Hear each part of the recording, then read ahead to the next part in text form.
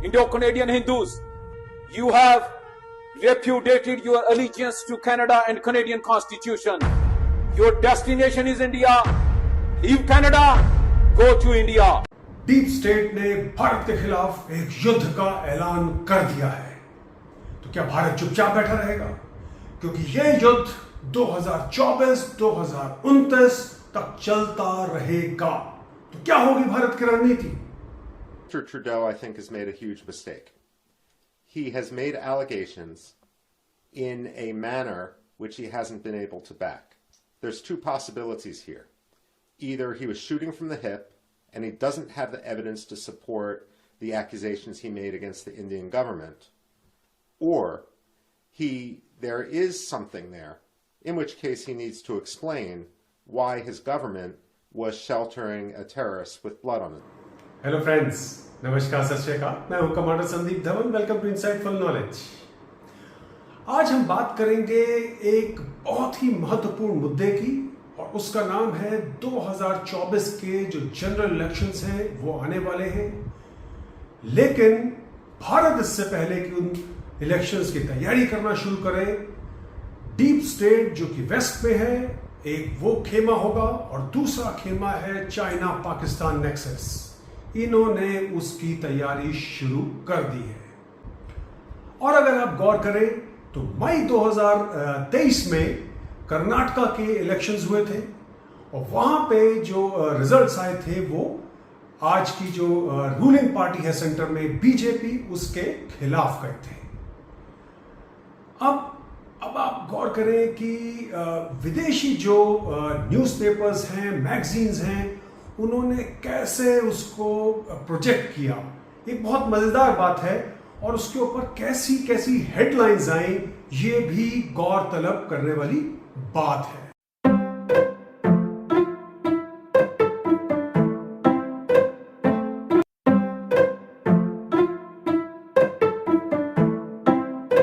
तो ये बहुत ही मजेदार बात है कि ऐसा कैसे हो गया।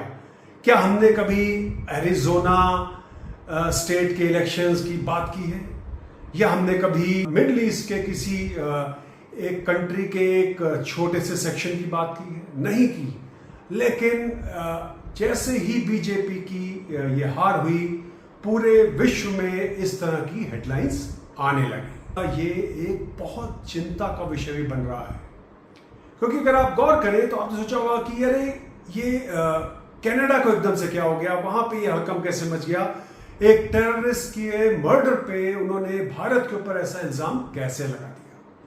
तो ये कुछ अचानक नहीं हुआ है, ये एक बहुत जानी मानी सोची समझी चाल है भारत के खिलाफ।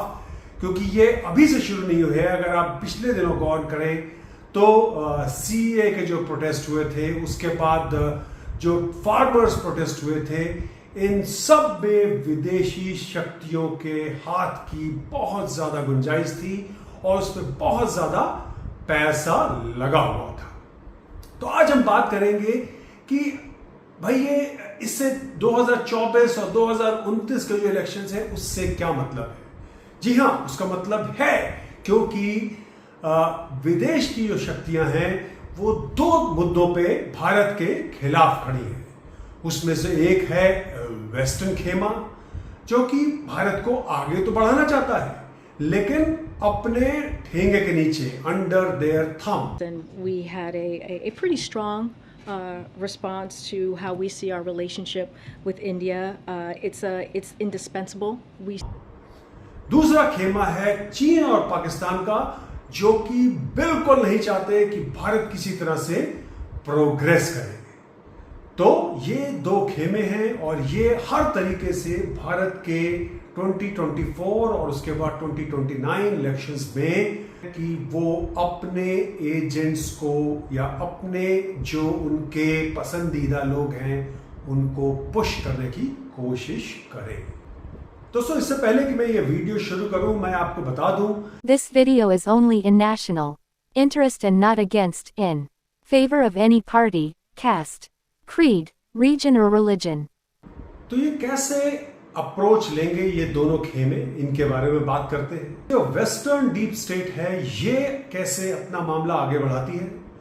ये इस तरह से बढ़ाती है कि ये यूज करती है नॉन गवर्नमेंटल ऑर्गेनाइजेशन एनजीओज को, उनके थ्रू ये भारत में पैसा भेजती है। अगर आपको याद हो तो पिछले दिनों भारतीय सरकार ने काफी ज्यादा जो है इनके ऊपर सख्ती बरती थी, क्योंकि इसमें से बहुत सारी जो एनजीओज थी ये फेक थी और ये केवल विदेशियों के पैसे के लिए काम कर रही थी। तो आप सरप्राइज होंगे कि इस समय भारत में 33 लाख एनजीओज हैं। तो ना केवल इन एनजीओज को बाहर से पैसा मिलता है, बल्कि विद इन कंट्री भी बहुत सारी, जैसे आपको मैंने बताया यूएसए जो है इसकी 2000 कंपनीज है भारत में, और इसी तरह से यूरोपियन यूनियन है, इसकी 6000 कंपनीज जो हैं इस समय भारत में काम कर रही हैं। तो ये भी दान कर से देती हैं पैसा, और उसके बाद उसका कोई हिसाब किताब नहीं होता क्यों, और वो पैसा कहां जाता है ये लगाना बहुत ही मुश्किल काम है। कि उस एक ही प्रोग्राम के फोटोग्राफ सबने अपनी अपनी रिपोर्ट में यूज कर लिए, और वो प्रोग्राम किया था एक प्राइवेट इंडिविजुअल ने, और उन सब ने अपनी रिपोर्ट में उस कार्यक्रम में खर्चा हुआ होगा मेरे ख्याल से उस व्यक्ति का लगभग आप मान सकते हैं कि 60-70 हजार रुपए के आसपास, अगर सारा सामान मिला के बात करें, या थोड़ा ज्यादा 1 लाख तक मान लीजिए। और जब कोई एनजीओ उसके बिल बनाएगी तो वो बिल बना देगी 5 लाख रुपए के, क्योंकि क्या खाया, कितना खाया, कितने बच्चे थे, सबका नाम थोड़ा लिखवाएंगे। 1000 हैं तो वो बोलेंगे 8000 बच्चे थे। 6-7 एनजीओ ने अपने अपने बैनर लगा के वीडियो रिकॉर्डिंग कर ली, और सरकार को दिखाने के लिए सबने दिखा दिया कि 5-5 लाख रुपए यहाँ खर्च किए हैं। सरकार से 35 लाख रुपए मिल गए, जबकि उसमें एक निजी व्यक्ति के 60-70 हजार रुपए खर्च हुए, किसी एनजीओ का एक पैसा भी खर्च नहीं हुआ। हाँ, एक वो भी है कि किसी मतलब विदेशी कंपनी से पैसा लिया, विदेशी सरकार से पैसा लिया, सरकार की नीतियों का विरोध करवाया, तो हमने बात की थी ना उस समय। जो अमेरिकन या यूरोपियन जो डीप स्टेट है वो आपको लेक्चर देते रहेंगे ह्यूमन राइट्स के ऊपर, फ्री स्पीच के ऊपर, फ्रीडम के ऊपर, और आपको हर तरह इस परेशान करते रहेंगे, जिस तरह की इन्होंने परेशान भारत को पिछले कई दशकों में किया हुआ है, लेकिन वो खुद उसके ऊपर कहीं कोई अमल नहीं करेंगे। The Prime Minister of India, Modi, who is considered autocratic or at least a liberal Democrat. If I had a conversation with Prime Minister Modi, who I know well, part of my argument would be that if you do not protect the rights of ethnic minorities in India, then there is a strong possibility India at some point starts pulling apart. And we've seen what happens when you start getting those kinds of large internal conflicts. So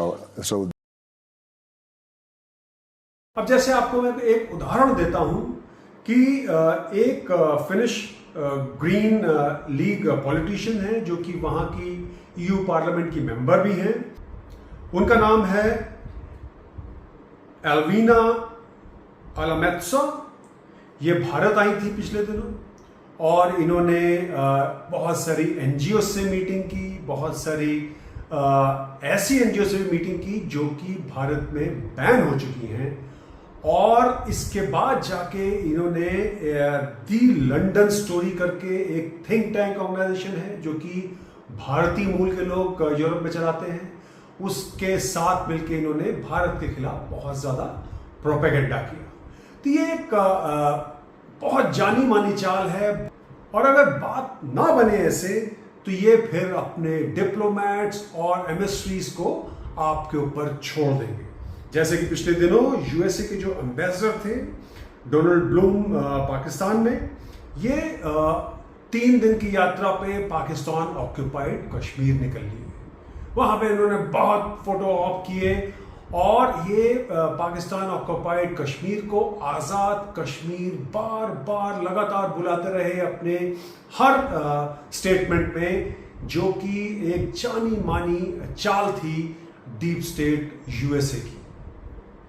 और ये बात अभी तक खत्म नहीं हुई थी कि उसके बाद उन्होंने इमीडिएटली जर्मन जो फॉरेन मिनिस्टर एनेला बेरबॉक, उनको छोड़ दिया उन्होंने भारत के ऊपर, और उन्होंने कहा कि भारत में जो कश्मीर है उसमें बहुत ज़्यादा अट्रॉसिटीज हो रही हैं, बहुत ज़्यादा अत्याचार हो रहे हैं, और हम चुप नहीं बैठेंगे, हम इसको उजागर करेंगे। फिर यूएसए ने $450 मिलियन का F-16 fighter jet fleet sustaining program चला दिया। पिछले दिनों खबर निकली है कि इन्होंने जो पाकिस्तान जो IMF की ग्रे लिस्ट में था उससे उसको बाहर निकाल दिया। About how the Biden administration helped Pakistan get a controversial new IMF bailout after Pakistan agreed to secretly sell arms to the United States for the war in Ukraine.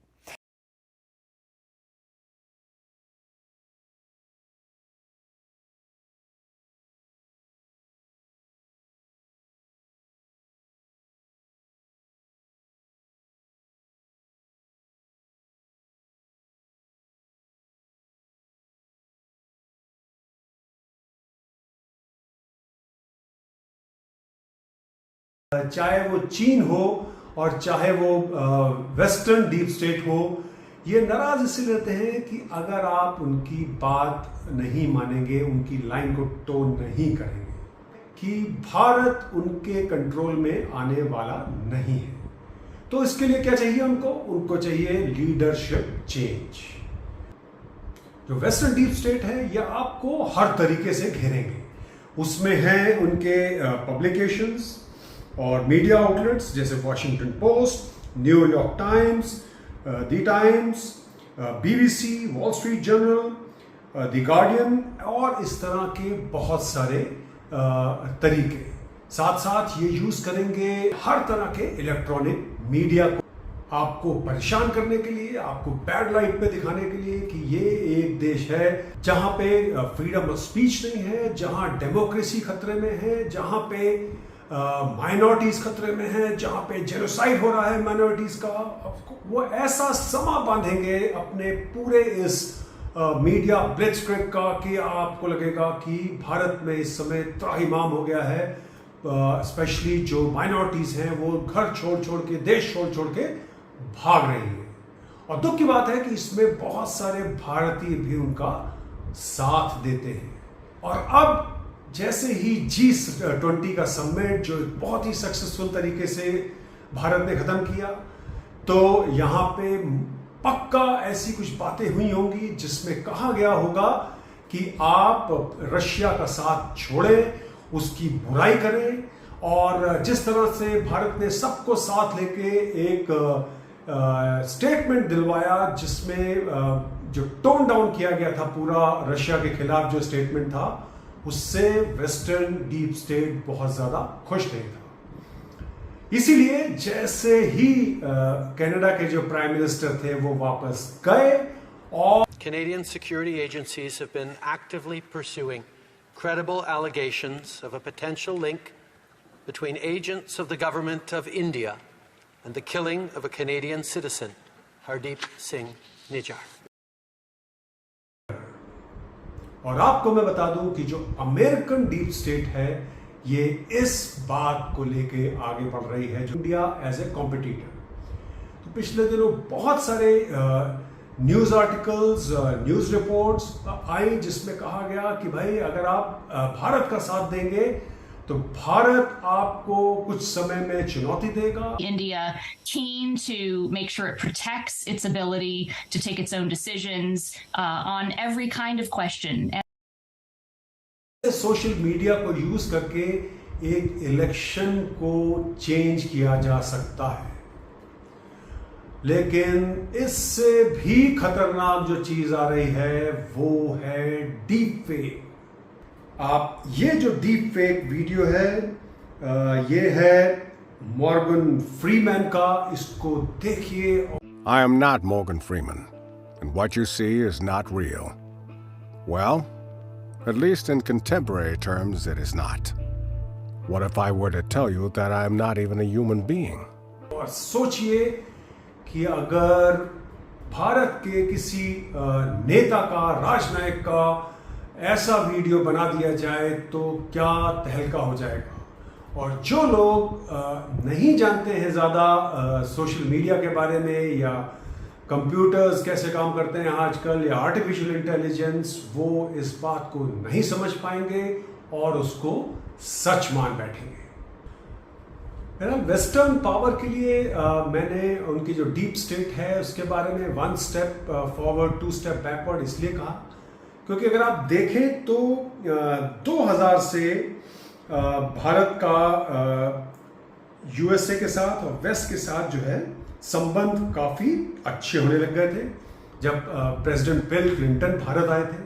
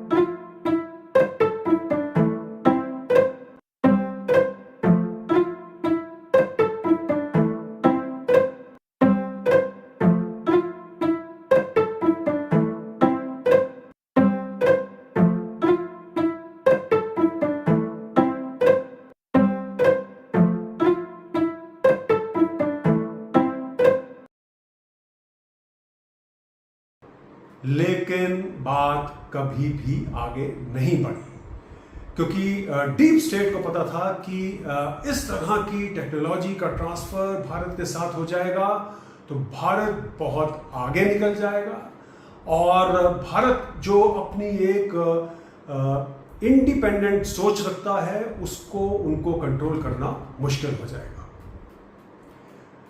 यही कारण है कि मोस्ट ऑफ ये agreements जो हैं ये केवल paper पे रह गए और आज तक आगे नहीं बढ़े। कंक्लूजन में मैं यही कहना चाहूँगा कि ये जो कनाडा वाला एपिसोड है ये एक केवल ट्रेलर है। आने वाले दिनों में भारत इससे भी ज़्यादा प्रोपेगेंडा भारत के खिलाफ देखेगा जिससे कि यहाँ की लीडरशिप, यहाँ की गवर्नमेंट के ऊपर दाग लगे, धब्बा लगे और जो माइनॉरिटीज़ हैं वो कंप्लीटली अगेंस्ट हो जाएं इस गवर्नमेंट के, क्योंकि उन्हें पता है कि माइनॉरिटी जो है एक स्विंग वोट है जो कि किसी भी तरफ जा सकती है डिपेंडिंग अपॉन कि उनको क्या फीड किया गया है। तो दोनों जो फोर्सेस हैं ये भारत के ऊपर एक तरह का आक्रमण कर चुकी हैं और ये चलता रहेगा 2024 तक, अगर उसमें सफल हुई या नहीं हुई, नहीं तो फिर 2029 तक।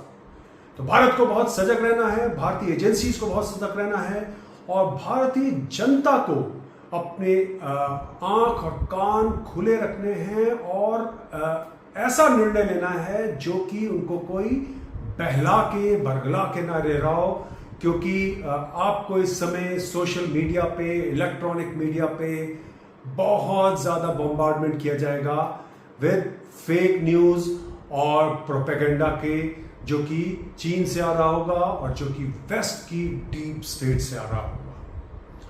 तो इसके बारे में हम और बहुत ज़्यादा डीप एनालिसिस करेंगे आने वाले दिनों में। Thank you so much. नमस्कार, सत श्री अकाल। मैं हूं कमांडर संदीप।